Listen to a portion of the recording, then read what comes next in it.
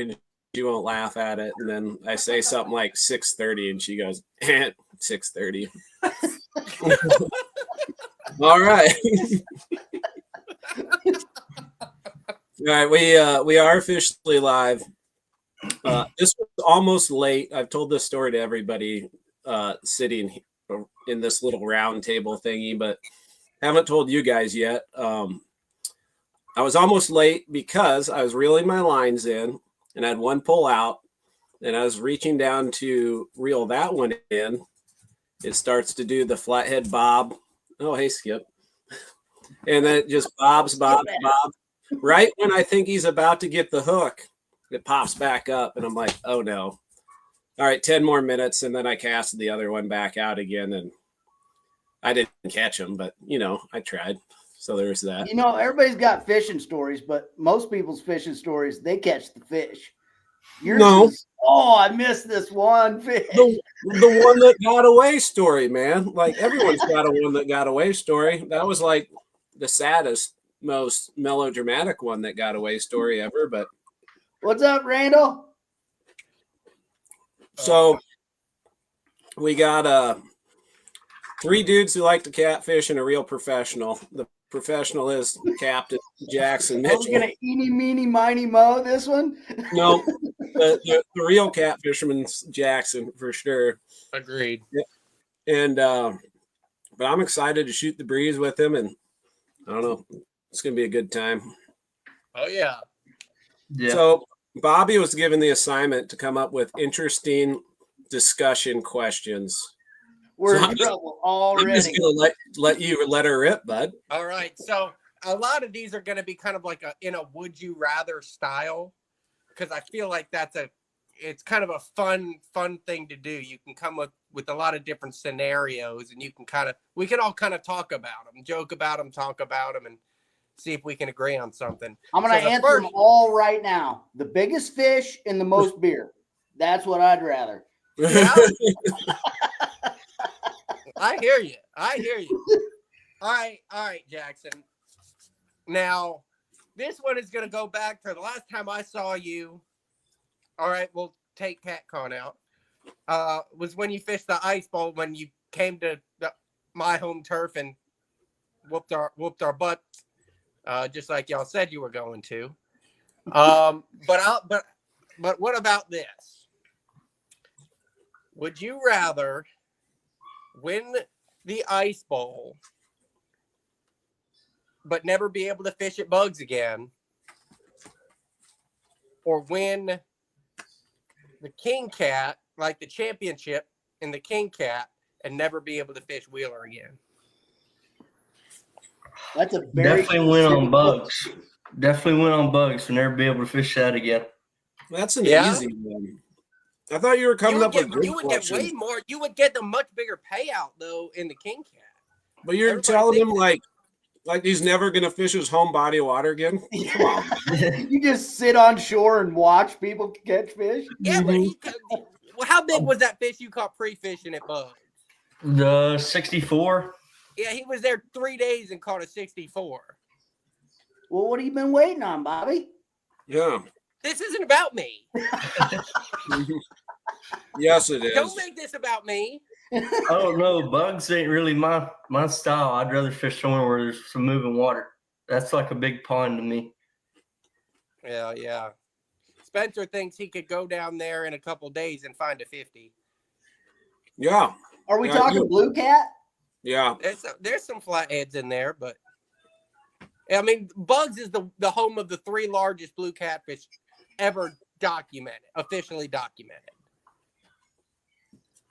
So it's known for big fish, but something Spencer wouldn't know about. I thought you were going to come up with good questions, Bobby. Yeah. Well, 0 for 1. That's not bad. Give him a chance. Listen, I'm not going to do all the questions. I got some. I got some in the chamber. If I had a nickel for every time I said 0 for 1, I'd have a lot of money. Well, you are a Cubs fan. That's what I'm saying. I got a question for you, Jackson. Are you more protective over fishing spots or bait catching spots? Question. It just really depends if it's anchor spots or drifting spots, or if it's bait, like when they're running the bass and anybody can go catch them, or if it's just small areas where these bait get in the wintertime and you really don't want nobody else in there just because you can fish them out and move them. So maybe I should rephrase it. Are you more likely to tell people about a good fishing, like catfishing pattern or bite, like I've been on this good bite for catfish? Or are you more likely to tell people I've been on this good bite for skipjacks? Definitely skipjack. Really? Yeah. See, that surprised me a little bit. Let's put it to the test. You send me a pin of your best catfishing spot, and you send me a pin of your best skipjack spot. Yep, you got to send one pin, and you pick which one. All right. And I'm clear from Iowa, so I got a long ways to travel for either one. But that's true. Bobby, would you ever share your secret shad spot? I think Jackson knows where it is. Yeah. Well, I mean, a few people do, but which one would you ever share it like? I think it depends. Because it's not a very secret spot, but if people are like, hey, like, show me the spot, it's really going to depend on who the person is. Like, if I don't know the person, never talked to them, never met them, then probably I'll show you a spot. Yeah. But, if it's somebody like we fish together, they've helped me out with bait before, then most of the time I'll say, you can meet me out there next time I go. Sure. Hold on one sec. Can everybody else hear us? We just had somebody say they didn't have audio. Shoot us a message if you can hear us. Oh, I forgot about the comments here. What about you, Bill? Can you hear us, Bill? Randall's got a good question. Go ahead. What's the wildest thing you found in a catfish's stomach? I haven't found anything that crazy. I've never cut up a catfish. You've never cut up a catfish? I've never ate catfish or anything like that. I guess I cut up a couple channels for bait. What's the weirdest thing they've spit up? You've seen one throw up? A turtle, baby turtle. I've seen a deer hoof. Oh, I'm still hung up on Bobby's never eaten a catfish. So it wasn't a fish that we caught. I'm about to kick Bobby off here. I'm sorry. Good. A deer hoof is crazy, but Bobby never having catfish is even crazier. What is wrong with you, man? I mean, it's now a longer list of the things that are wrong with you. The more you eat, the better you catch them. That's right. That's what I'm doing wrong. Yeah. Okay. You've never caught a big flathead because you've never even eaten a flathead. Well, I got to catch a flathead first, Well, you're good at catching little ones. That's perfect. Well. Yeah, those 5-pounders, they'll turn into 50s. You just got to eat one. Right. I'm going to do that and then not catch flatheads. Because you ate the only one in there. Yeah. I don't go to the Adkin chain where the big flatheads are. All right, y'all know this. Let's get a little more serious as we can. Just kidding, kind of, but that doesn't sound fun at all. Right. All right, Jackson's a guide, like a real guide, like that's your full-time thing for the most part. You said you'd have some side gigs and stuff. What would be the perfect person to have in the boat on a guide trip? Like, what would be characteristics they might have? Someone that's just attentive and wants to learn. The end. And I don't know, really. That's all right. Who you are. If you want to go fishing, come on with it. The best people to have in the boat are the ones who pay. Yeah.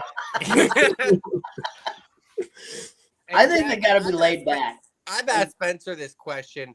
has there ever been a time where like that your client's like on a giant, like it's a real big fish, and you just see them doing like just not playing that fish right, no matter how much you try and step in, and they lose that fish? Have you ever had that happen? Yeah, I have for sure. And How do you, sometimes they put them in the boat, and if that'd been me in a tournament situation, that fish would not have come in the boat if I did something like that. Some are just meant to be caught. Yeah. Yeah. Some fish, you can do everything right and you lose them, and some fish you can do everything wrong and you land them. It's just kind of funny how it works out. I mean, how do you handle like that? Like, do you try and like coach them through it? And if they just don't listen, then it's every man for themselves? Or is it kind of like, Well, it still sucks either way. I mean, it's heartbreaking either way. But yeah, you do your best to make sure that, you give them every tip you can, but the rod's not in your hand. I mean, you're just a spectator at that point. And then when the guide trip's over, you drink a lot. I feel like you do that anyway. Win or lose, we still booze, Bobby. That's right. So what made you want to become a guide, Jackson? Obviously, your dad's a pretty good guide. Is that just something you've always wanted to do? Yeah, it's always been there for me in my head for sure. But I'm to that point now where I've caught so many of these fish over 50. I like watching these other people catch these 20s and 30s and 40s that just fire them up, where don't excite me like that no more. But I get excited for them watching them catch those fish, and they pump me up watching them catch those quality fish. Oh God, yeah, absolutely. Would you rather? Have you ever caught a 100-pounder, Jackson? No, my biggest is 83.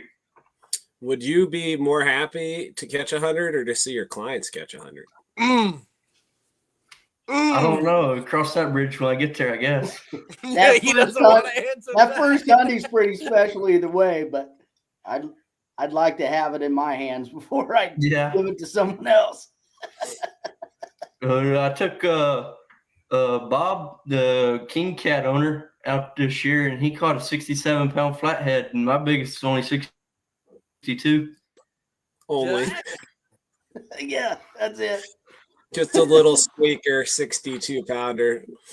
That's cool, though. 67, anything over 50 is a giant, and then you get into that 60 range, and it's just like, I mean, to me, a 60-plus pound flathead's like a fish of multiple lifetimes.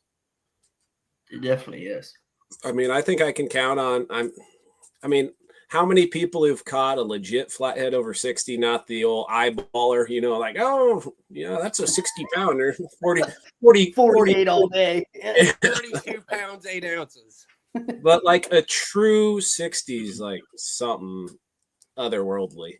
They don't even look like a flathead at that point. Their head is just ginormous. The flathead I caught today was like a flathead, just smaller. So it's kind of on the opposite end. He was cute. I didn't even know he was on there. I just reeled in to move spots, and he was just there. That's one for the grill. Yeah, I thought about it. We still wouldn't be on this podcast if that was the case.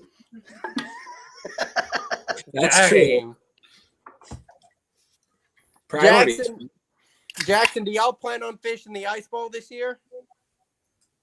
I don't know. I really don't think so. That's a long way to go. Dang, I was hoping to get some redemption. How close are you? We thought we had a big fish going into the weigh-in line, and Mike and Jackson walk up. And I see what they're bringing in the line, and I about looked at my buddy and said, "Just go ahead and throw ours back." They done came to our home turf just as casual as can be and whooped up on 250 boats, and they're in the top 10. There's a lot of hometown boys that could say that with those two. How do y'all do it? Like everywhere you go, it's just kind of casual. Like, what do you think separates like y'all from a lot of other people? I mean, that goes for everybody. I mean, everybody on here, obviously, if you're a guide, is a talented angler. How about this? What's the difference between a good angler and a great angler? Ooh, that's Time on the water. Well, I know a lot of people who fish a lot and they suck. So that's not. Don't look at me. Don't look at me when you say that.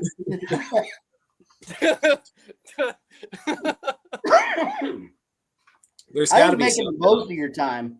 If you can learn one thing out of a trip and use that to better your fishing, I mean, that's sooner or later you're gonna at least get above average. I mean, you got to take what's around you and make it useful. You're just not out there. Yeah, I agree. Absolutely. And then Jackson too, like I jumped in, but like expand on that a little bit more, man. Cause like I said, I know a lot of people who fish a lot, like Bobby, that aren't very good anglers.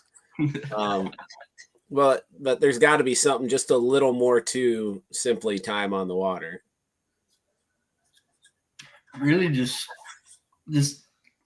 how bad you want it, and the more time you spend out there and just building a fish intuition of knowing what the weather's doing, knowing your water conditions, what to do and where to go is part of it. But you also got to be lucky.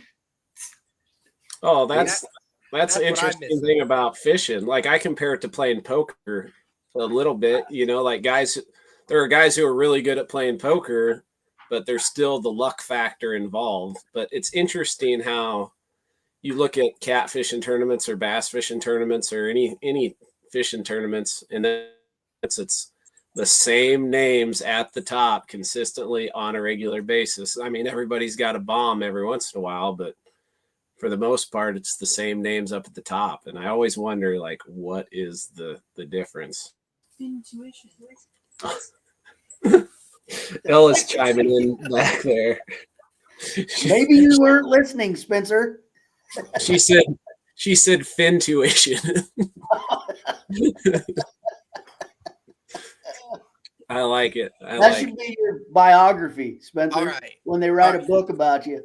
All right. No. I got another question. Okay, Bobby. If you could choose any body of water that you haven't fished yet to fish, where would it be? Any body of water I want to go. Fresh or salt water? I'd really like to get down on that Alabama Delta around Mobile Bay. Why? I just feel like there's you got a mixture of freshwater food and saltwater food mixing, and I feel like it'd be a really good place to grow really big fish. I like it. I can get behind that. I'm just curious. What about you? I'd like to get down in Louisiana area at least a couple times. Not only for the fishing, but for the food and just the atmosphere. And it's definitely one of my favorite places to fish. Is the current as strong down there as other parts of the Mississippi? No, it's not near as strong as the upper Mississippi. And it'll slow and speed up with the tide as it comes in and out. But it doesn't flip flop. It's not like no, it doesn't reverse. But you could tell it'll slow your current down or it'll speed it up. So the current doesn't flip. Like no, flip. No, it doesn't flip. That's weird. See, to me, it's weird that the current flips on the James. That would take a lot to get used to. Yeah. I love it. Well, I mean, you've caught some nice fish there, so that probably factors in. You don't have to move spots. You just wait for the fish to get pushed past you and then past you again. Well, go ahead. No, you go ahead. Well, I was just going to say we got some questions in the chat that I kind of want to address. Tom was asking if we're all fishing Bama Blues. I'll be there. I think, Jackson, are you signed up? Yeah, we'll be there. I don't know if we signed up yet or not, but we'll be there. So, Bobby, are you going? Yeah. You should. I'd love and to Dry Creek's got a tournament the weekend before. Yeah. Yeah, I'll be in Iowa, unfortunately. But I'll be catching a few more while I'm down there, too. Ryan's, I Me and Ryan don't have anything scheduled right now, but are you going to come down at all this winter? I'd like to. It'll probably be more springtime, the March time. Not a tournament time. Yeah, I'll get down there sooner or later. But I want to touch on Kentucky Larry. First of all, good to talk to you again, buddy.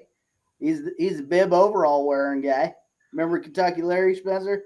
Those are my favorite. I will be running some ice trips once we get safe ice. I would say we're a couple weeks out yet, but yeah, I'm gonna get some trips lined up and we'll get some bait on the ice. Cole, that's messed up, man. You read that one? The best thing you can do if you're bad at fishing is become a tournament director. That's mean. That's tough. Yeah. I will say Alex Nagy, the Twisted Cats tournament director, he's had some very, very good tournaments as a competitor. So he ain't all bad. It might not all fit in that shoebox. Right. I fit in that shoebox. Randall's a good one. What inspired y'all to start catfishing?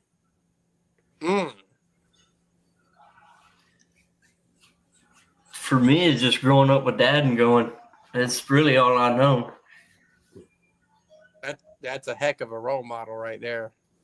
Yeah, your old man knows how to get them. Unfortunately, I grew up watching Spencer's YouTube videos, so I'm not that old. Are you 8? Yeah, no shit. You can blame that on why you ain't got the big flathead yet. Exactly. Yeah. It's my fault. Look, all I can see is Spencer either pulling the hook on a big flathead or snagging it in the back. Both of those happen. Iowa catfishing's kind of king. I mean, that's our biggest fish. That's our most difficult to catch fish. So if you want to take angling serious, you're a catfisherman. Yeah. I think that's just it. You hit the nail on the head.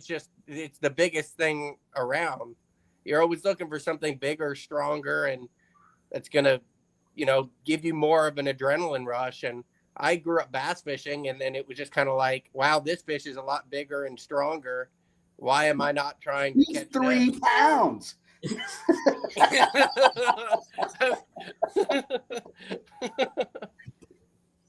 Yeah, same deal. Grew up pond fishing, and you get a channel cat and hit like the rubber worm you're throwing for largemouth, and you'd be like, wow, this fight's a lot harder. I need to figure out how to catch more of these. Yeah. Channel cats, they don't get a lot of respect in the catfishing industry.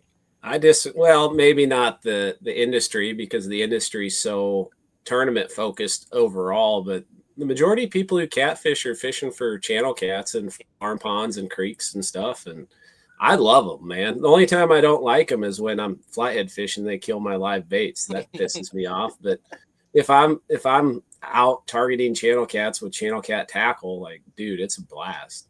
And anybody, the speed bait industry alone shows how many people channel catfish. Absolutely. And people get tired of, some people don't want to throw a cast net. Some people get tired of throwing a cast net or going out and looking for live bait or cut bait or whatever. And I get it.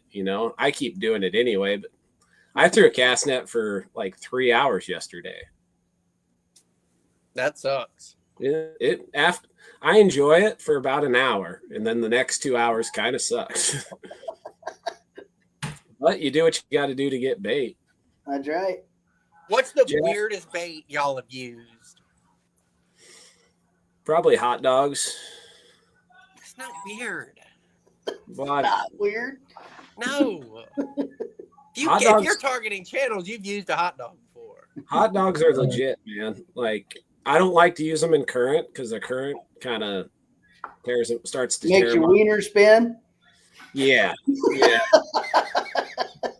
Caught one in the 30s one time on a duck gizzard. We found it floating at some duck hunters had killed, and it's been floating a while. We cut the gizzard out and used it. And you caught one on it. Yeah. And I caught them on cell catfish or gaff tops down there in South Louisiana. Sure, I could see that one. The first big shark I ever caught was on half a sail cat. That's a good Goliath grouper bait too. What is it cobia that they like to eat hardheads? Cobia will eat anything. I'm pretty sure one of the preferred baits for cobia is hardhead catfish. My biggest cobia came on a half a lizard fish. Oh, speaking of lizards, we found an anole in in the RV. That's a whole different aisle. Yeah. It was sitting on the pillow on the bed. He was waiting to snuggle with you, Spencer. I mean, it got down to like 30 last night, so he was probably chilly. Yeah. Oh my god.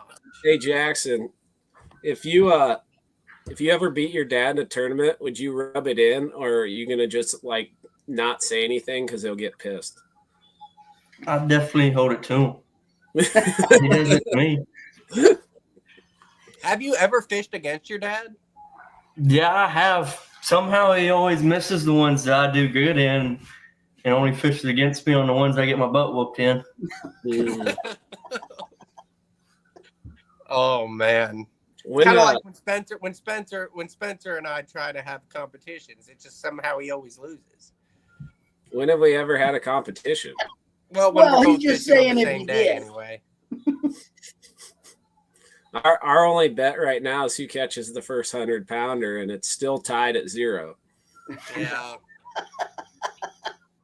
It's not looking good for me. When you go back to Iowa, it'll be looking better. I mean, I'm down in Texas right now, and there's not that many 100-pounders here. You'll catch an alligator gar over 100, and I had one come up next to the kayak today that was definitely well over 100 pounds. Were you scared? It woke me up real quick. I was like staring off into La La Land and this submarine. Thinking about a sandwich. Yeah. Yeah, the submarine pops up next to me, and I was suddenly wide awake and attentive. Have you ever caught an alligator gar, Jackson? No, I haven't. I've marked some on side scan down on the Red River in Louisiana. And some on the lower Mississippi that runs up north. Do what? Is that the same Red River that people catch big channel cats in up north? I don't believe so. I think it starts from like Oklahoma, doesn't it? That Red River? Yeah, that one. I think it's clear out west of Oklahoma, even where it starts, because it's the border between Oklahoma and Texas, and it runs all the way down to Louisiana. But the one you're thinking of, Bobby's up in it. That one starts in Minnesota, runs through North Dakota into Manitoba. I think it runs north. That one does. Oh. That would be a fun fishery. I would, if I was going to target a big channel cat, that's where I'd want to go. I mean, where else is better? Sandusky Bay. You think you can get more 20-pounders in Sandusky than the Red River? I don't know about that. I've not really seen the Red River, but I've fished in Sandusky Bay and has catching 60, 70 channel cats in a day is pretty crazy. And most of them's over 10 pounds. Yeah. I've never fished either, so I have no idea. I've heard good things about it, but that catching 60, 10-plus pound channel cat sounds like my definition of a good time. Oh, God, yeah. That'd be hard to quit. Between that and they got a lot of big drum up there. Now we're talking. I caught one the other day on cut bait. A big one? Probably about 12 or 15 pounds. That's a good one. I bet he folded the rod over pretty good, too. Yeah. We doubled up, actually. We caught that 59 in that drum, and we broke one off all in like 10 minutes. The freshwater drum?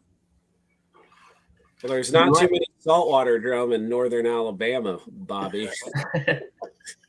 They got flown in. Yeah. They're invasive. Listen, I hear people swear by them for bait. The freshwater drum? Yes. Yeah, I caught 2 flatheads on freshwater drum yesterday. Well, maybe that's my problem. They're not a We're magic coming up with a bait. lot of reasons that you got problems, Bobby. Yeah.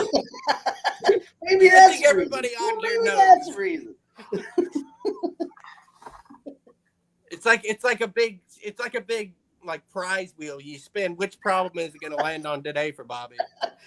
Today's reason, you're retarded. Today's reason, I didn't eat my Wheaties. That'll slow you down, buddy. Yeah. Where is your favorite or the best place you've ever fished? I guess it's not a poorly worded question, but you know, Definitely the New Orleans area, the Mississippi River. ooh, That place is nuts. Now, do you think that there could be a world record down there? There could be. There's a lot of water down there, a lot. And I'm not even just saying in just the river, like Lake Pontchartrain and Lake Diamas and all these bayous and backwaters that these fish can get in, and they're all full of catfish. They're all Yeah, connected. probably There sitting could be about hidden bugs down there that nobody ever fishes. I never thought about that. So I've thought about that a lot, but not for blues, but more so for flatheads. Like, how big is the biggest flathead swimming around down there? Yeah, I could see that too. I mean, if there's a world record anywhere, that'd be as good a place as any to find one. Down there eating nutria whole. Yep, that'll fatten them up real quick. Do y'all think the flathead record will ever get beat? I think we just talked about this the last podcast, and my answer remains no. Yeah. Yeah, that was an odd creature. Yeah, the There's channel. always a chance. What's that? There's always a chance. Yeah. Every time I put my bait in the water, I want them to bite.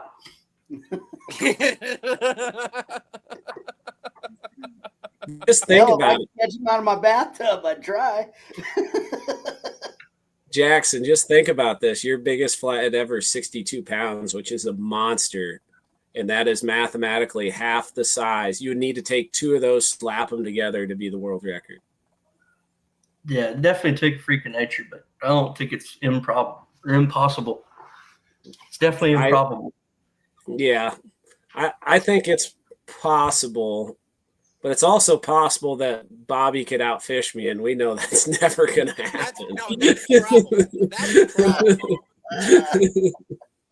That is most likely. What odds are larger, the world record flathead or Bobby outfishing you? I'm going to catch two of them before Bobby ever outfishes me.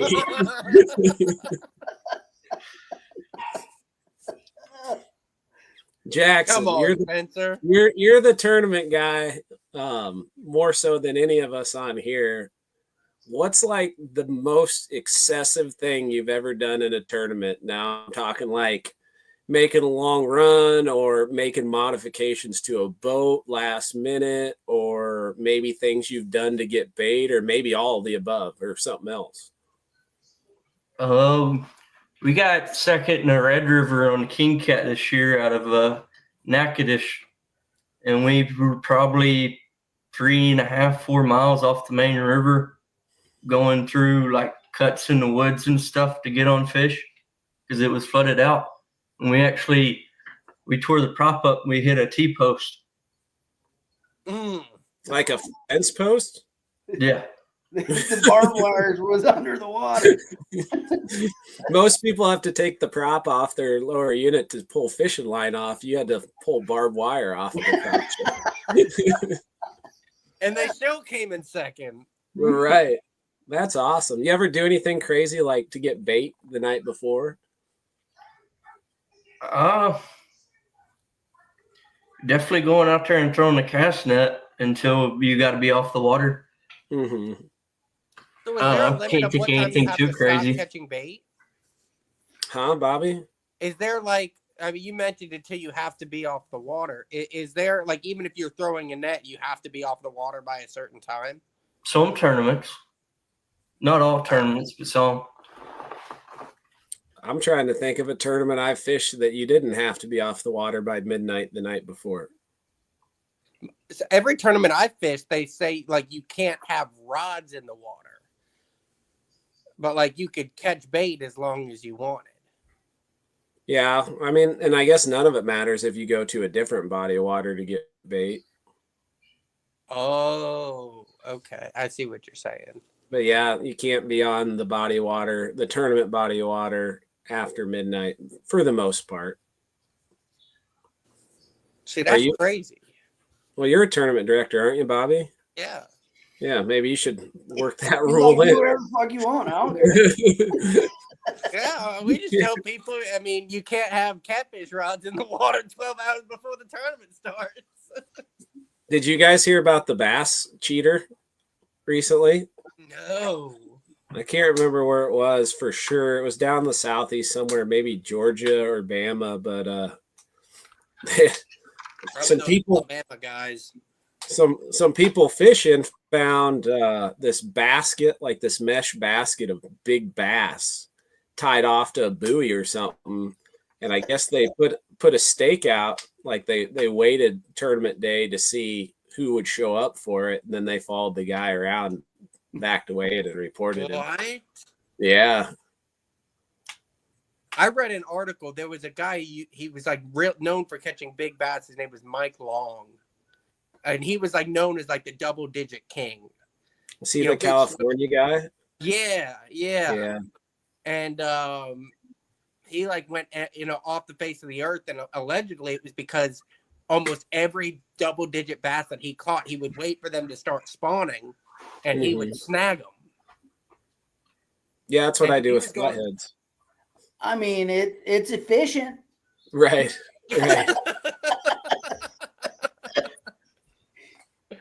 But that's crazy. Do you think that there's cheating anywhere, but how prevalent do you think that that cheating is in the catfishing industry? I don't know, man. It's slippery slope. Obviously, by my tournament finishes, it's not me. Right. We know it ain't me. Jackson, you fish way more tournaments. Do you think cheating occurs? It does from time to time. I'm not going to say it don't, but I've never personally seen it. These people have been disqualified for different things.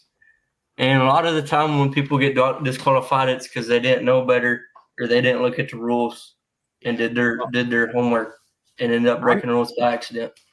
I'm not talking about the oopsies. I'm talking about the blatant. About you assholes. Yeah. The guy who puts the stringer catfish tied to a stump, or I've never seen anything like that. Yeah, I haven't either. But I've heard rumors, but never seen it personally. Yeah. I don't remember who I was talking to, but it was like a grandson of a walleye tournament guy. And he used to tell me that they'd put a false floor in their live well and have the fish underneath that false floor. While they checked the live well, it looks like an empty live well. And there was already 5 walleye underneath in the live well. What? I don't know. That's what I was told. It'd be a lot harder to hide a rack of 50-pound blue cats. Yeah. You have a 3-story live well. Yeah. Well, walleye you don't have to keep alive, so you can shove them about anywhere. That's true. Seems that like the one. That's what I cheating. like about the having to release them is if you are gonna, if somebody wanted to try to cheat, it would make it a whole lot more difficult. They would have to go through a lot of hoops. Yeah, to do that. The fact that catfishing tournaments you get DQ'd if you have a dead fish, it's not it's not a pound penalty or whatever BS. You're DQ'd. I think that's awesome. Well, yeah, and that it goes to show like the conservation of, if you're gonna fish a tournament, you need make sure your live well is working. You got to make sure everything is right. Because and even if it's unintentional, you don't want to be that person where that fish doesn't make it, because people, even if stuff happens, like, people are gonna look at you like like it'll give you the side eye there. I mean, maybe catfish are hardier than a lot of other fish, so I think there's really no reason not to make it a DQ. But there are times a year where catfish are tougher to keep alive. Like, for whatever reason, in the fall, when you have like really, really hot days in the fall, like bait's tough to keep alive. Cats are tough to keep alive.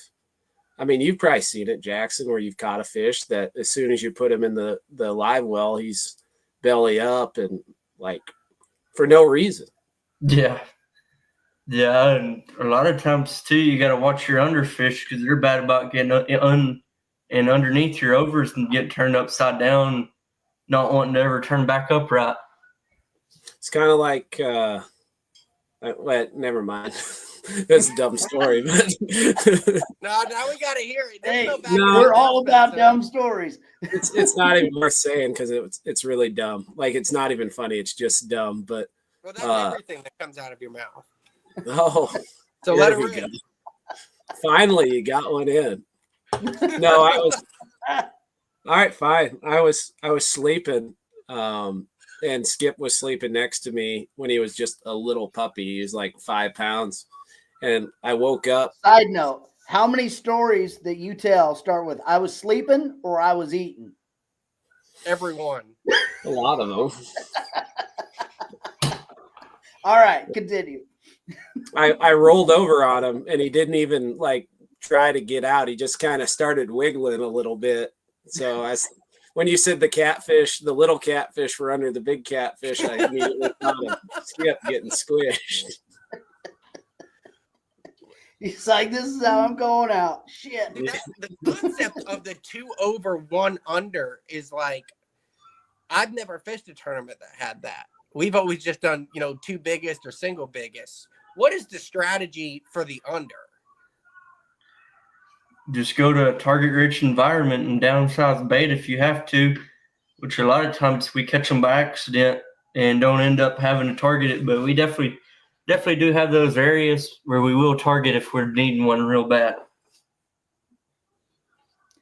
And that's usually where I spend most of the tournament.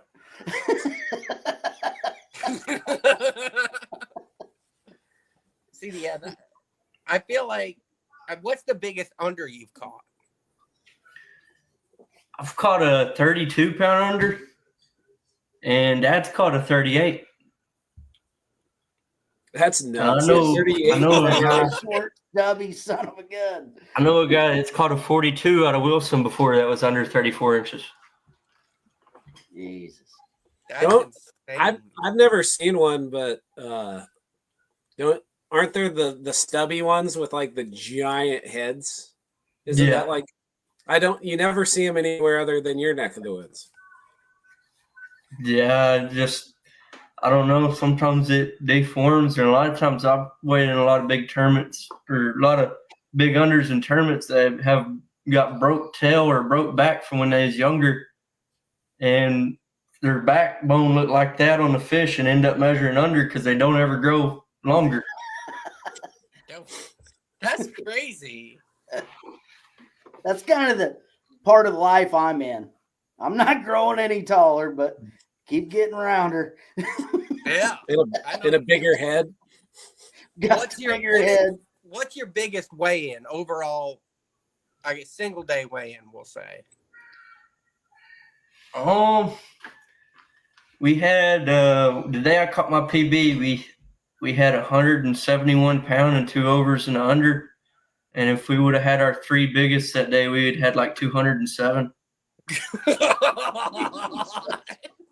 We throwed back 2 50s, 2 twin 50s, like 50 and a 49. And we had a 83 and a 74 we weighed in. Was that Winter Blues last year? No, it was actually one of the NACT tournament trails. It was like 20 boats in it. You had a mega bag in the Winter Blues, didn't you? Yeah, we had a 167 pound. We had an 88 and a 67 and a decent under. That's insane.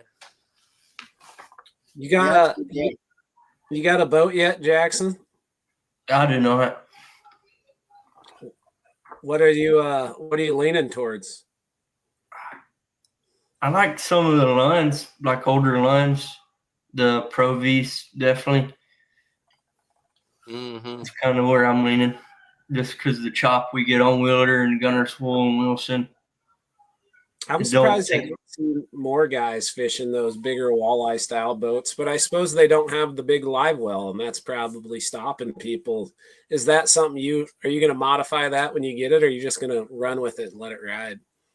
Probably just run with it and let it ride for a while. Probably end up doing it, but most of the time, if I fish a tournament, I'm fishing with Dad or with Rick, and they got big live wells in their boats. So, did your dad get a new boat? He's working on getting another one right now. He was in the pro guide for a little bit.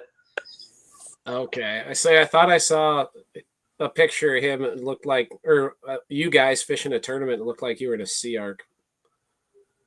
Yeah, we've been fishing quite a few out of Brandon Ishkar's dynasty. That's what I fished the Twisted Cats Championship out of Helena. Mm-hmm. I fished it out of a dynasty. He left his boat with you? Yeah. How? Why?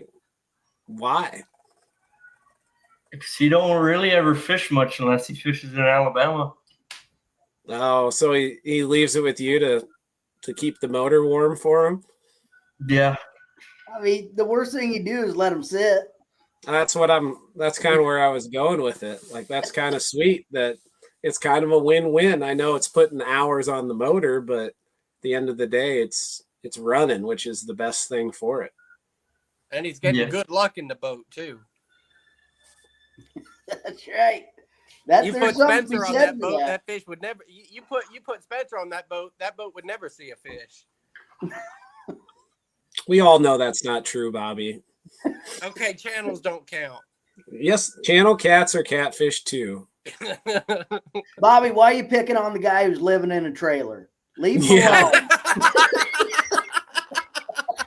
It's an Airstream. It's nice.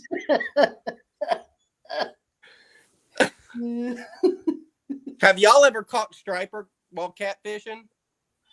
Yeah, I've caught several. Texoma. Yeah. What's the biggest striper y'all have caught? 26. Yeah, I think mine was right about there too. 26, 27. I'm going out with Mark Cooper this weekend out in Tennessee. And I'm hoping to break my 11-pound record. Yeah. I mean, a 12 will do it, but a 30 would be a lot cooler. I mean, a 50 would be cool too. Somebody say something about strippers. Yeah. Did you have to have Ella leave not chicken strips, Airstream? Spencer? What's that? I said not chicken strips either, Spencer. I love chicken strips. Oh, me too. I can't lie. I could go for a dozen of them right now. Now I'm thinking about what I'm going to eat when the podcast is over. Oh my God. What's your favorite onboard snack?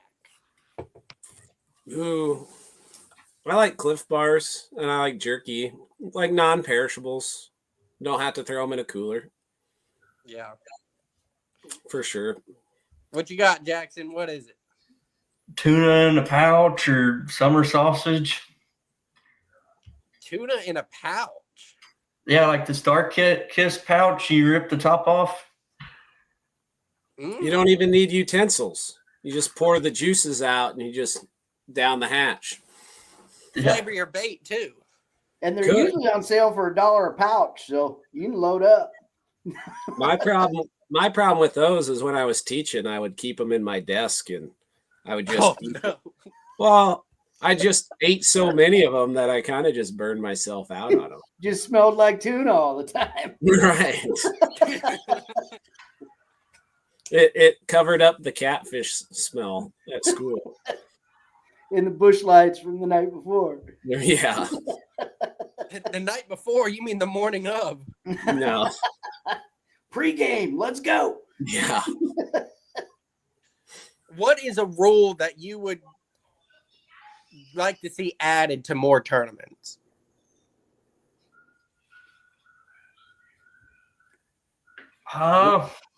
We just got serious all of a sudden. I was going to throw a joke in, but I want to let the serious ones go first.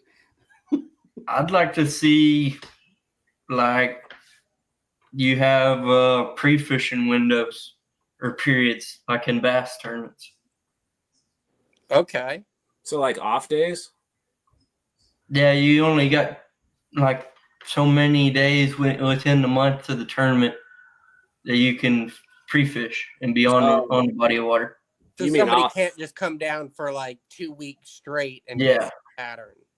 So off limit periods. Yeah. What if I think that would help the fishing, truthfully, because they get the like winter blues in the sea art. Wheeler is so tough to fish from 2 weeks out. Oh, especially that Decatur down to the dam stretch. Is everybody pre-fishing? Yeah. It's like a circus. It kind of amazed me when I went down there and just watched the show. It was chaos at all times. It was an experience. Yes. What about you, Spencer? If you could change one rule, add one rule. Add one rule? Well, Randall said, which tournament would you fish, total weight or length? I think it would be, I would prefer length tournaments and do them like the kayak tournaments do, where you just throw them on a measuring board and then let them go, which the weigh-ins wouldn't be as neat, because you wouldn't have the fish at the weigh-ins. But what it would do is open up a broader range of like people who can fish, because Jackson's talking about getting in a Lund. Well, they got a 50-gallon live well at the biggest, which sounds big, but you put a couple 70s in there and there's like a gallon of water and 2 catfish in it, so. Yeah. But if you did the total length, then you don't need the giant freaking live well. You can do, you could go out in all kinds of vessels. It kind of evens the playing field a little bit, for the dude in the 16-foot John boat. He doesn't have to have a giant cooler or whatever he does for live well. Well, CR disagrees with you. Yeah, they probably do. Well, see, I fished recently. I fished with my buddy Greg in an online tournament, and it was kind of like a live weigh-in where like the tournament director was live and you join his live if you were weighing in a fish, and he kept track of all of your weights, and you weighed it on live, zeroed out your scale. And wouldn't that be a similar kind of thing? Just the point being you don't have to keep the fish in a live well? No, because you can cheat real easy at that. Yeah. I mean, not all scales are calibrated the same, and then you can even tweak things. Like you could hang something with weight behind the fish and like cover it up, like hang it from the scale and cover it up. So you're adding weight to the fish when you're hanging it on the scale. And that's just the first thing that comes to mind. I'm sure there's a million other things you could do too, but if I had time to think about it, I get pretty good at it. Right. But the board, you have to have your board checked by the tournament director. They put a sticker on it that all the angles are right and the length matches up and all those things. And not to say you can't cheat, because there's lots of people who try, especially in the kayak bass fishing scene, but it's tougher. I can see that. Anytime you have competition, you're going to have somebody that's trying to get a leg up. Oh, yeah. Especially the more money, the more ballsy people get with cheating. Maybe that's why you see it more in the bass and walleye world, because they have bigger payouts. Although catfishing tournaments are getting to be bigger payouts, like mega bucks. You fishing mega bucks, Jackson? Yeah, probably. I think I am. They're taking everyone's money. Well, I don't know about that. If it ain't me, I hope it's you guys. Yeah. Do you think we'll ever see $1 million first place catfish tournament? No. If I win the lotto, yes. Probably not in our lifetime. I don't even know. If prices inflate that much, they'll have to pay out to make it where everybody can afford to fish them. Win $1 million and break even. Yeah. Oh my God. What do they say? The best way to make $1 million in fishing is to start with $1 billion. That's it. You know, somebody once told me fishing, there's a lot that, you know, that's a good hobby. You don't have to spend a lot of money. You don't have to. Like, I'll be the first one to, I spend piles of money, but like, if you just want to catch some fish, go to a farm pond with a thing of worms and a Zebco 202 and call it a day. Or a creek can take you a cane pole. You know, you don't even need the Zebco. Just get you a cane pole and take a.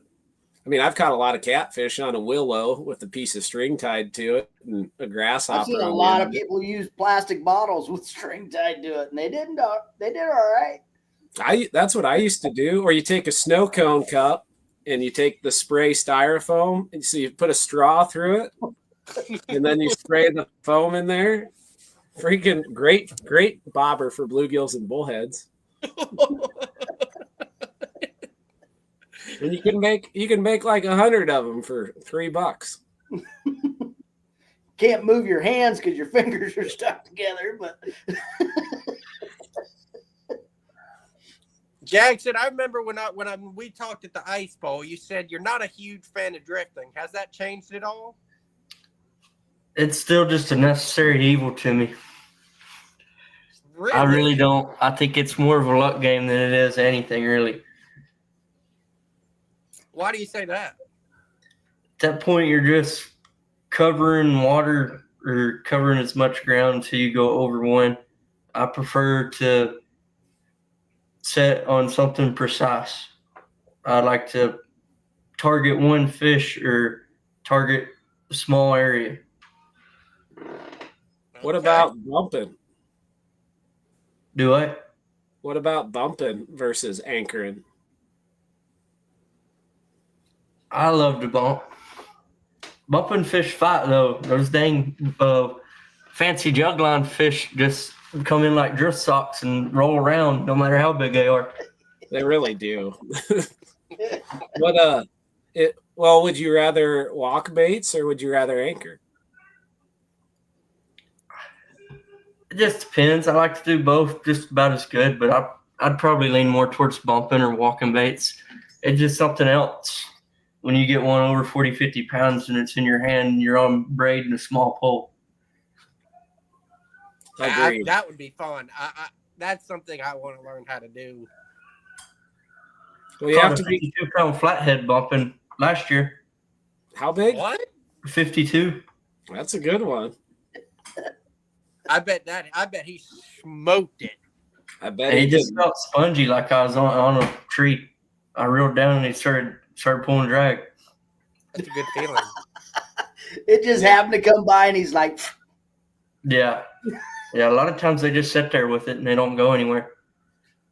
Have you ever had a they got no one to run from. They don't care.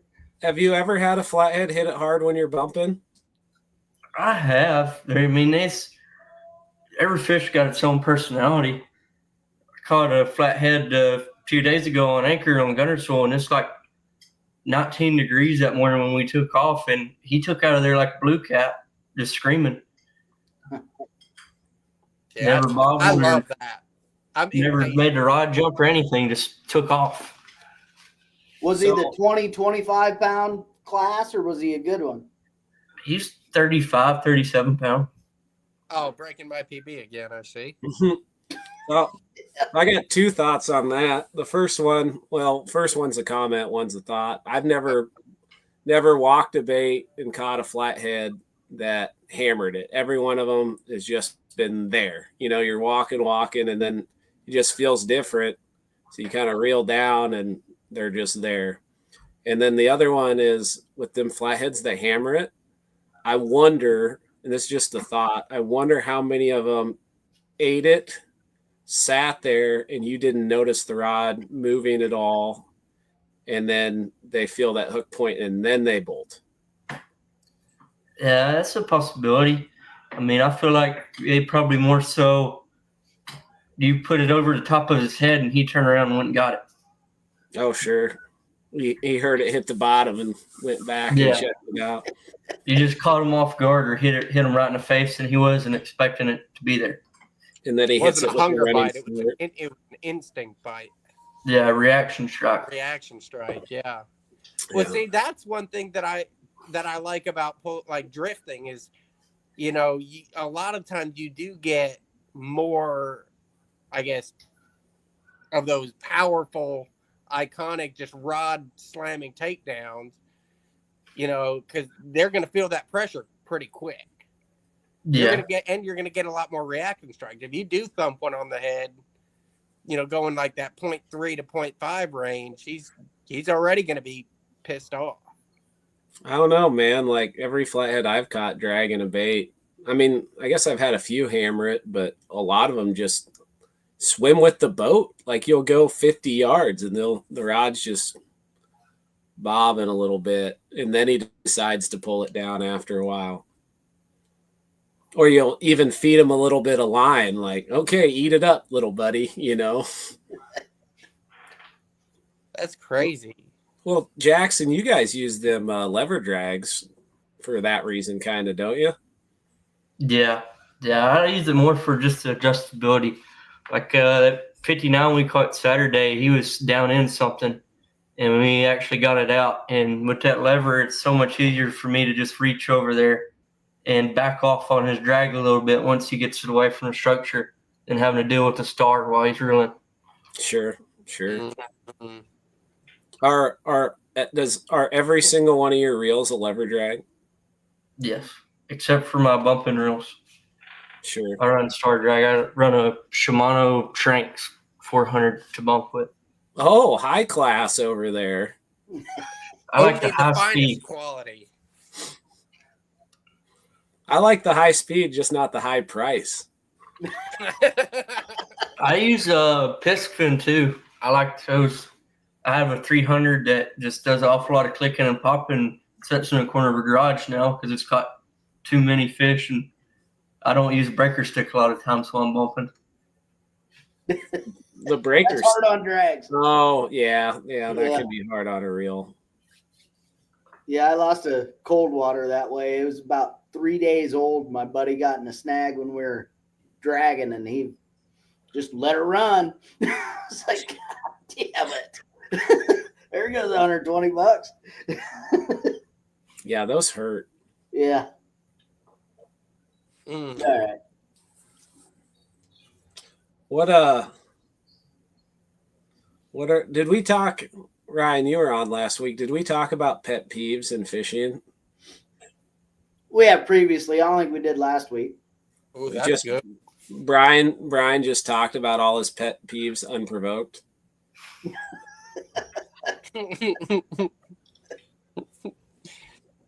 Jackson, you got any pet peeves in fishing? Definitely, like stupid big baits or baits that are really long, and just you get a lot more bites, I think, with the bigger bait you get, but your hookup ratio goes down as your bait gets bigger. 1,000,000%. But it's kind of cool when you got a freaking wiper head on that big and it just gets cannonballed. Yeah. They're fun, man. And it's just fishing the big baits, the anticipation that comes with them getting hit is cool.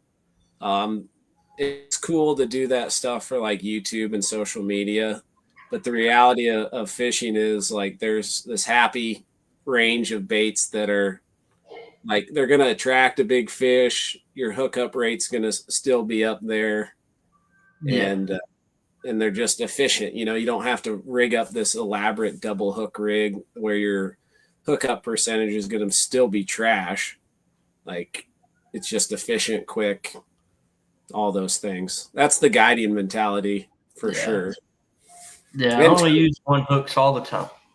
That's what I'm talking about, Jackson. We don't believe in double hook rigs over here. If I got to throw an extra hook on there, my bait's too big. So for the double hook rigs, one thing I started doing, I dabbled in it, but I really focused on it the last couple months, and I've had pretty decent success. Is for if you have like a big skip, like 2-pound skip or so, and you cut just the tail off, you hook them through the nose, and then you have your other hook, and you cut the skipjack where, based on the length of your mono between the two hooks, and you hook it through the back. And I mean, it'd be easier if I had just skin hook it. Skin hook it, but I want all the way down to where your knot is. But I want that hook sticking out behind, like out the back of the bait.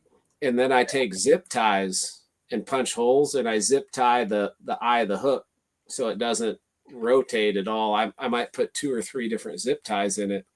And I've had a pretty good hookup percentage on that. I even caught 2 channel cats on like 2-pound baits because they get that back circle hook. Yeah, I used to run quite a few like that, but I got away from it just because we were losing. I lost a few big fish just because I didn't do the zip tie, but that's how I'd run it down to where my knot would kind of keep it steady. Mm-hmm. And that hook like that just finds a lot of places it's not supposed to, because it's got that little bit of slack from where your nose hook is to there. And a lot of times I had one, I know for sure, we seen it. It was on the back hook, and it was just outside of net range before it popped off, and it was in the bottom jaw. I feel like if he would have got that front hook, it wouldn't happen. If I was using a smaller bait, it wouldn't happen. Probably not. That's it. It's interesting. I mean, I think so. The trick that I noticed with how I was doing is you don't have any slack between the 2 hooks. Like your line is straight. You hook it through the nose, and then you cut the bait where you cut it so when you hook it, there is absolutely no slack, and then you zip tie it that way, so it remains still. And you catch a hell of a lot more big fish than I do, so that's just something I've been playing around with. But that's something to think about. Now, as far as just catching the most big fish possible, what you're talking about, efficiency, there's no question. Like, that's the way to go about it. But a lot of times when you run the 2 hook rig, Spencer, you're using 2 smaller baits. And a lot of times your top hook's what catches the fish. So, I mean, yeah, I run double hook rigs like that, where you, instead of doing 1 big bait, you put a bait on each hook. And I haven't had any problems hooking fish with that. And if you hook the front one, I wonder if they just ate both of them and you caught them on the top one, or if they swam past the back one to eat the front one. I don't know. Yeah. What size hooks do y'all run? I run 11-aught Dragon Master stump jumpers, and quite a few 8-aughts too. That's what I've been using lately, man. Those Dragon Master hooks, and really, really like them. I've used more 8-aughts than 11-aughts. But I guess if I'm running big baits, I use the 11-aughts. I just haven't been running that. We've been talking about big baits. I haven't ran that many big baits lately. Yeah, it just depends on if I got shad or skipjack, or big skipjack or little skipjack. Mm-hmm. But most of the time, I just got the 11-aughts tied on and let it ride. Give them plenty of point. Yeah. See, I mean, y'all talk about skipjack a lot. Down here, gizzard shad is king, and Spencer, you and I have talked about it. Yeah, I mean, if y'all could, well, I know your answer, Spencer, but if you could choose to only use gizzard shad or only use skipjack, what would it be? Skipjack's definitely my top, but gizzard shad's close second. Those fish I caught Saturday was on gizzard shad, just because I ain't been able to catch no skipjack here lately. I know your answer. Time of year and natural forage. If they've never had a skipjack, they're probably not going to eat a skipjack. I've caught them a lot of fish in the Coosa River where there's not any skipjack off skipjack. Really? I think that's just residual, though. Like, they're close enough to the Tennessee River where, you know, the desire for skipjack just leaches through the soil. It's ingrained in the DNA. I've used skipjack a handful of places where there's not skipjack, and I'm talking channel cat water, not blue cat water. And The channels, they'll eat it. It's just okay, but I've done better on things that are natural in those waterways. Now, blue cats are a different critter.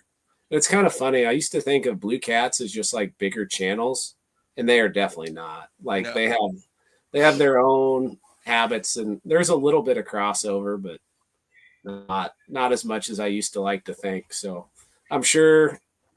Yeah, I don't know. I don't know if I've ever used skipjack in a body of water where they weren't native. You guys used them at Bugs, Jackson, didn't you? Yeah, I believe so. We caught some fish on it there. What'd you catch that 62 on, or 64, whatever it was? I couldn't tell you, to be honest. I think it may have been one of them suckers. Oh, that's right. Y'all had that primo bait. Suckers are tough to beat, man. Nobody talks about them. Oh, that's nasty. I've never really done much good on them live, and a lot of guys swear about them live, but I'm using cut bait 99% of the time. Really? Flatheads like them alive. Slurpable. They are slurpable baits. Yes. I've caught a lot more flatheads on cut bait than I ever could think about catching on live bait. Well, you use cut bait 99% of the time. So. Hard to see a correlation. Well, I will not go fishing in warm water without live bait if I'm targeting flatheads, but I'll still fish cut bait. But like down in your neck of the woods, the blue cats and flatheads kind of mix in, so I just fish cut bait. Yeah, really the only time I use live bait is right there pre-spawn when the water's the hottest and a lot of fish are already starting to go to spawn. So are you using live shad? Shad, brim, skipjack. Skipjacker. How do you even keep them alive? Like I've seen Mark keep them alive. That's what they just flow in the live well, and if they make it, they make it, and if they don't, they don't. then they're cut bait. If they don't make it, you've got cut bait. Yeah.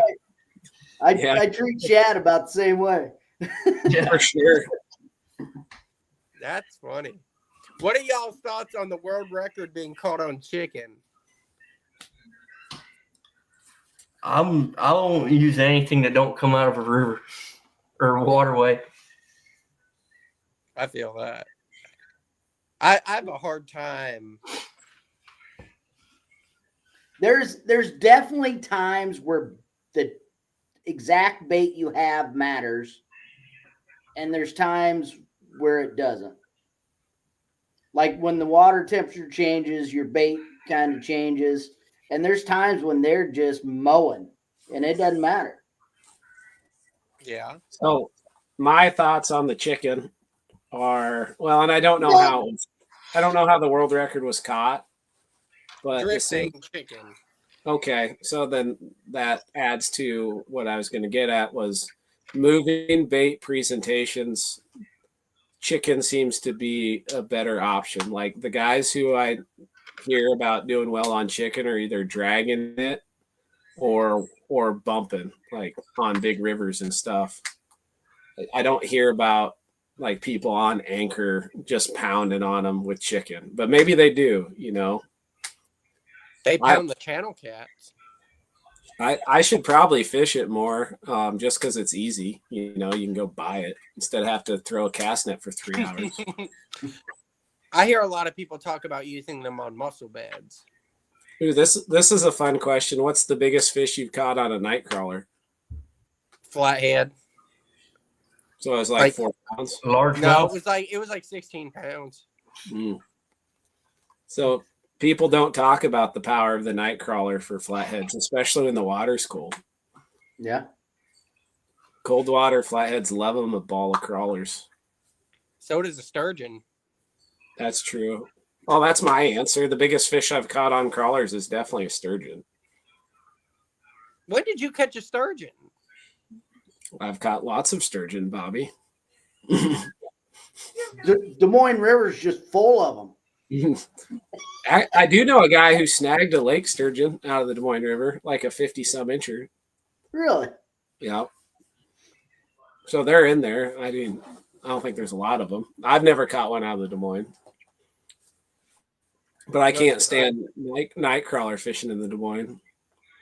You catch some little ones out of Wheeler. Really? Yeah, like 2 and 3 footers. Hey, that's a big fish for me. I know they've stocked them in there. I haven't seen one yet. Yeah, I've seen them on the Gunnersville Dam Wall Facebook group page, where they probably snagged them. Sure. But I want to catch a big one, like a big white sturgeon, a big beluga sturgeon. I don't think you're strong enough, Bobby. They got nothing on me. If I eat my Wheaties, it's done. Back to the question, though, Jackson, what's the biggest fish you've caught on a night crawler? Probably about a 4 or 5 pound largemouth. That makes sense. Yeah. Ryan? Oh, probably channel cat. Probably, I don't know, 8 to 10 pound channel. Sure. That's a good fish. Yeah. That's a he good. Tasted delicious, I'm sure. What's your size limit to keeping on a channel cat for a keeper size? Like what's usually about 5 pounds. Anything over 5 usually goes back, but 5 pounder will find the knife. Spencer? Oh, if I want to eat catfish, I'll eat any channel cat. I mean, I guess I wouldn't keep one over 10 probably, but if fishing's tough and I catch a 10 pounder and I want to eat channel cat, I'll eat a 10 pounder. Jackson, what about you, buddy? They just reproduce so much faster, you know. It's not like blues and flatheads. Yeah. There's a lot more of them. My rule on keeping fish is anything under 15 pounds, no matter the species. I like that. Especially crappie.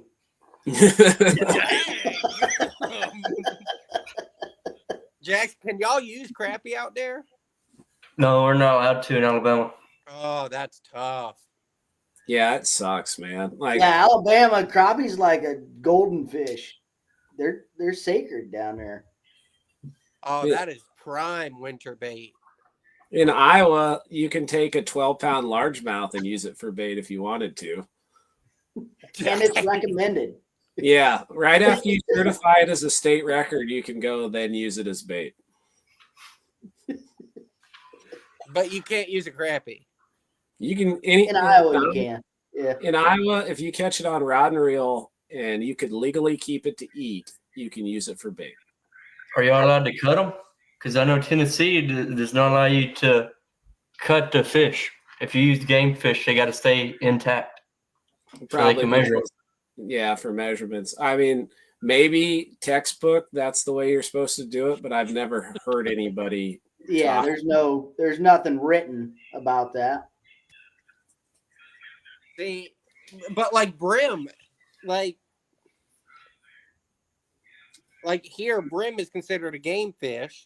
You know, it's got, you have to catch it on rod and reel, but you can still cut it, manipulate it however you want. Well, I don't want to know how you manipulate it, buddy. No. That was a poor choice of words. Yeah. Oh. I mean, I think in Alabama. So I think in Bama, there's like an exemption for sunfish or brim. Yeah, there's an exception for brim, except for red ears. Yeah. Can't use red ear. Yeah. The shell cracker? Shellcracker, red ear, same thing. Can't use them? Oh, that is prime bait. Pumpkin seed's the best brim. Skipjack and gizzard shad, y'all don't need brim. Pumpkin seed are the pretty ones. They I enjoy pretty. putting them on a hook. They ain't good bait though. Green sunfish, they stay alive the best out of everything to me, as far as brim. Oh, without a doubt, man. Them green sunfish are. Oh yeah. They're about as tough as you come. Way tougher than Bobby. Way tougher than. Well, I don't know if they're as tough as Ryan, but way tougher than. Oh, you put a hook in me and throw me in 20 foot of water. I bet green sunfish will outlast me. Probably. Have you ever fell out of your boat, Jackson? Not while on a trip, but I fell out of a boat twice before. Yeah, how? There's a story here. Yeah. Well, one time I was little, and my granddad had a bass tracker that had like the aluminum corners, and I hit a wet spot on one of them and went in. And the other time, me and Dad was going way up a creek. It was actually Paint Rock, the Paint Rock River in Upper Wheeler. And I was in the front of the boat looking for logs, so we didn't run one over. And there's one deep enough that I couldn't see, but still shallow enough that the motor caught it. I went over the front. Oh, that's a bad one. Because that's just out of nowhere. You're like thinking everything's great, then you're in the water. Yeah. Definitely not fishing here. That's my number one rule. Anytime somebody new gets in the boat, I tell them the boat rules. And number one is don't fall out of the boat. Number two is don't step on my dog. That's it. In that order. Yes. Yeah. Spencer, you ever fell out of the boat? No. No, that shocks me, actually. I'm the kayak guy. I've never even fell out of a kayak. You're not trying hard enough. I tried. I literally paddled 6 miles today, Bobby. 3 of them upriver. Don't tell me I ain't tried. Light work. Ryan, what about you? No, I've never fallen out. Luckily. Y'all ain't trying hard enough. How many times have you fallen out, Bobby? Yeah, when's the last time you went fishing, Bobby? This year or in my life? 18 times. 18 times. We talked about this year. I fell out of the boat 4 times. Do you have a drinking problem? No. Yeah, no shit. I don't think before I do things. I just impulsively do things. Squirrel. Just fall. That's how it is. Yeah, just fall. 2 of the times I was pulling anchor and the anchor got stuck and I was trying to brace myself and pull really hard. Ella is losing her shit in the background right now, listening to you make up your BS excuses. I was pulling on this rope, and then just gravity came out of nowhere. I mean, he's closer to the equator. Gravity is heavier. No. Okay. No, I was pulling the anchor and I thought it was really, really stuck. So I went to pull really hard, lean forward. And I went to pull really hard and the anchor I guess it wasn't as stuck as I thought it was. And I just kind of toppled over. There I was. This kind of happens. I had a little brother, one of my little brothers. It was like his first time ever. I had him put down the Tarova for me, and he followed the Tarova over the front of the boat. That's called a learning moment. No, just hit the foot pedal and let it out, and just was still holding on to the head and followed it as the Tarova deployed. He went off in the water. That one's easy to imagine. That's hilarious. That's tough. Probably the closest I've been to falling out of the boat was when I was bumping. And oh, yeah. I was just kind of in la-la land, and I got a good one going, and it about yanked me out of the friggin' boat. Yeah, thank God there was a rod rack in front of you, or you would have been gone. Because we were bumping for hours without anything, and all of a sudden, a real one grabbed it. Did you catch the fish? No, and I still have nightmares about that moment. It was somewhere between 30 and 130 pounds. Ish. Yeah. Ish. Yeah. Okay. Yeah. I make that guarantee. Yeah. Jackson, do you think there's a record in Wheeler? I don't think so. Maybe a state record flathead, but I don't think there's a world record blue in Wheeler. No. maybe a state record, but I don't. There's too many people out there fishing on it all the time for no more, because the state record didn't even come out of the Tennessee River. It came out of like the Alabama River. I thought the state record was out of Wheeler. No, it was out of Holt Reservoir on the Alabama River, I'm pretty sure, or Warrior River, one of the two. I think it's the Alabama. I gotta Google it. Keep talking. I don't believe you. A lot of people, when I ask the question of if the world record's broken, where is it going to be out of it? A lot of people say Wheeler, Lake Pontchartrain, Louisiana. That's your guess? There's too much water there for there not to be a world record in there. Isn't Lake Pontchartrain like it's bigger than Lake Champlain? I don't know how big. I think it's the biggest one in the United States. Like it's pretty big. That's what he's saying. It's got like a bridge that goes across to like 23 miles or something like that. Yeah. Holy crap! In my understanding of state record catfish just got turned upside down because I thought it was Wheeler, but it's Holt Reservoir. Is that the Alabama River? That I don't know. We're about to. I'll keep Googling. You guys keep talking. The search continues. All right. Well, Jackson, do you think the record will leave bugs? Do what? Do you think the world record will eventually leave bugs? I don't know. I couldn't tell you. It's definitely a good possibility. But did they just got the genetics in there or something, or they keep catching the same fish over and over again? One of the three. Well, the world record CPR, baby. 141 were two different fish because the world record died. Yeah. Dale caught his 141 and Tim King caught that 137. Those are outstanding numbers. Like, I couldn't imagine holding that in my hands. Because one night, me and Spencer caught an 87 and an 81, and I was like, holy crap. And then you throw a 137, 141.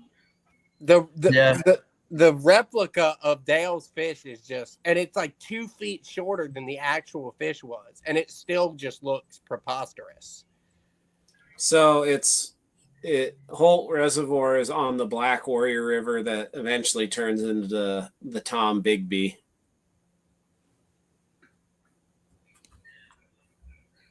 Just the more you know. Yeah. Jackson asked. So Dad said it was caught on chicken gizzard in the comments. Who said that? My dad. Oh. So you should go find more ducks and get more duck gizzards. Yeah. They got to be stronger than a chicken gizzard. Yeah. They fly hundreds of miles, thousands of miles. They got to be tough. Hey, chicken liver, but that was one of my favorite baits growing up for a big channel cat. Well, not big channel cat, but a channel cat. You catch the big chans. I talk trash on you, but you've caught some big chans. That's all I knew. Oh, we have a breaking announcement. Cody Haynes made sure to send me this, that shell cracker are legal bait in Alabama. I must be thinking about somewhere else, and I don't know.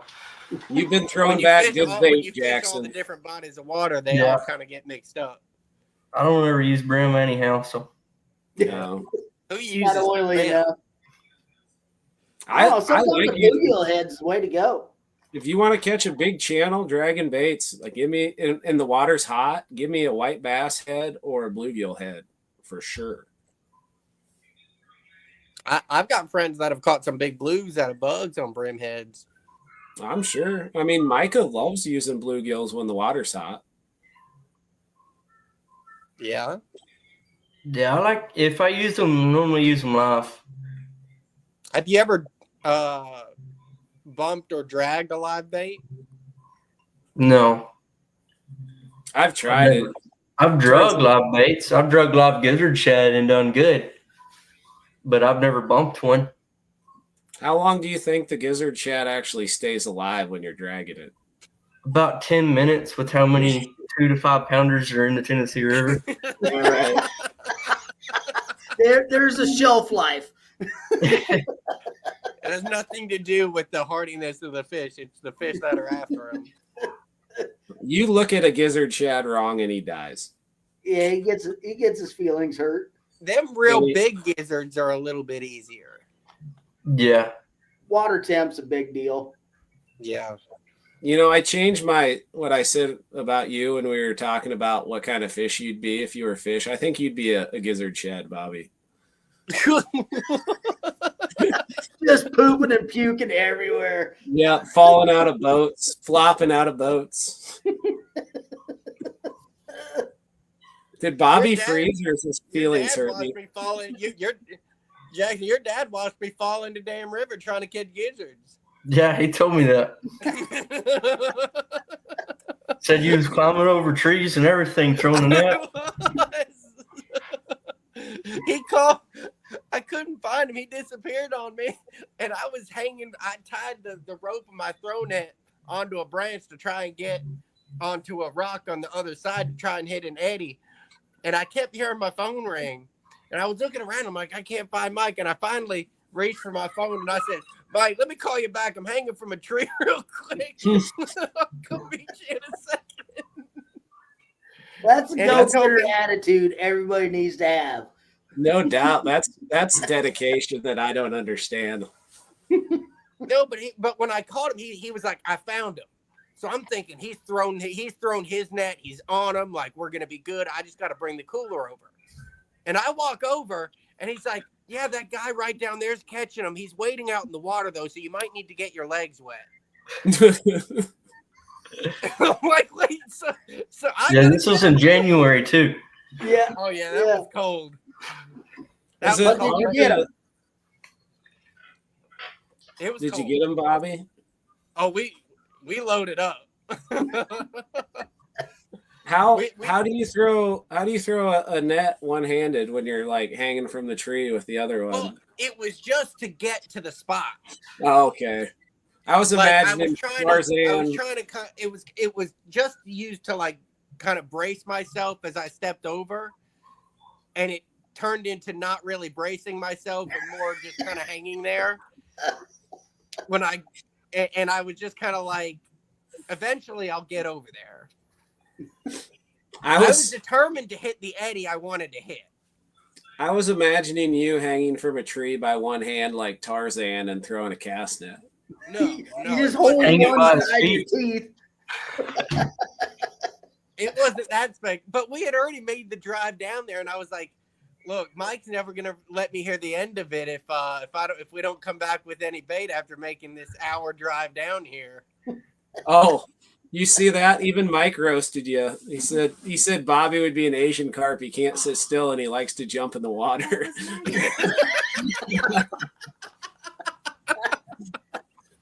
You're right, Mike.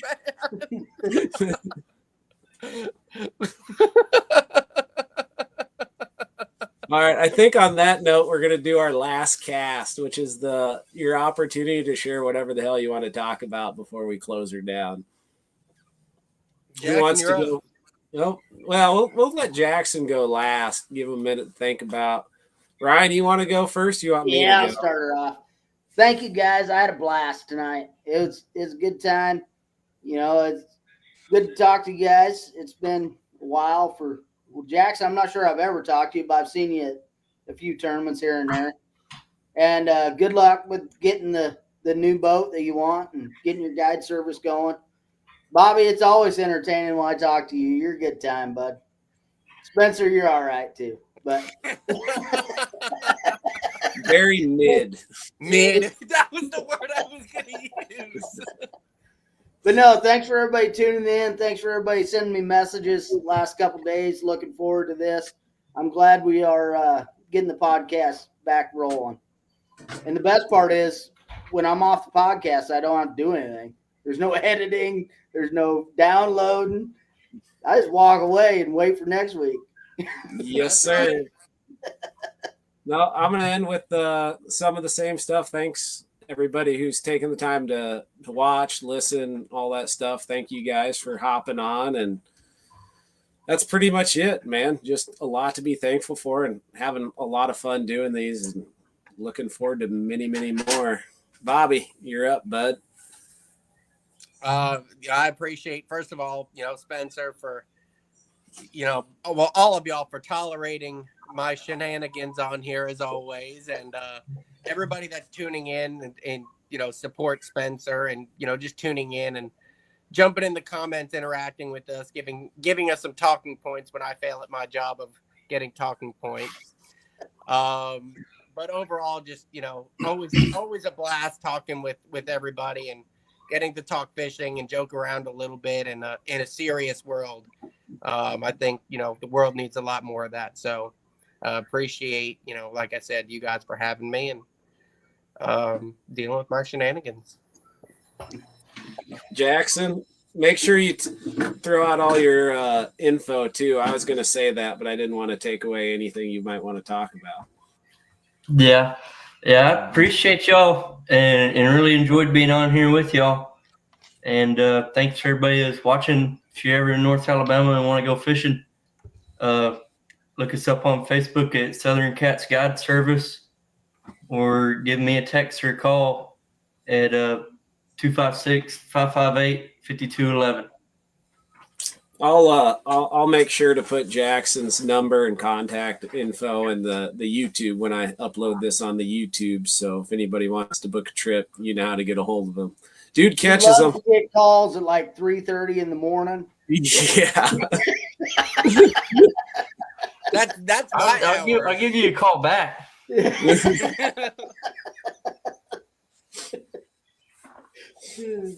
On that note, on that note, thanks everybody. Had a great time. Hope you did too.